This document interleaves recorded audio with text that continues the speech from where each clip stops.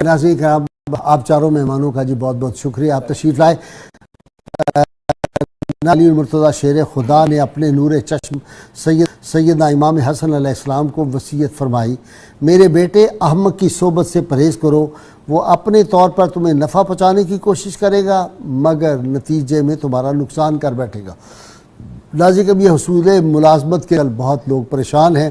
किताब शिफा कबीर से नुस्खा है, जो शख्स शब रोज़ मेहनत के बावजूद मुलाजमत हासिल न कर सके वो तन्हाई में अल्लाह ताला का इसमें मुबारक अल्लाहुस्समद 1000 मरतबा पढ़े, इंशाअल्लाह बहुत अच्छी मुलाजमत मिलेगी। अव्वल व आखिर कोई भी दुरूद पाक 11-11 मरतबा ज़रूर पढ़े। हमारे प्रोग्राम नूर सैर की ये वीडियोज़ अवेलेबल हैं, इनको देखें और नूर सैर जो है हमारे पेज को भी लाइक करें। नाज़रीन कराम, अल्लाह करीम से दुआ है अल्लाह ताला हमें हुज़ूर रहमत आलमीन सल्लल्लाहु अलैहि वसल्लम की गैर मशरूत मोहब्बत लामहदूद फ़ज़ाइल नसीब फरमाए।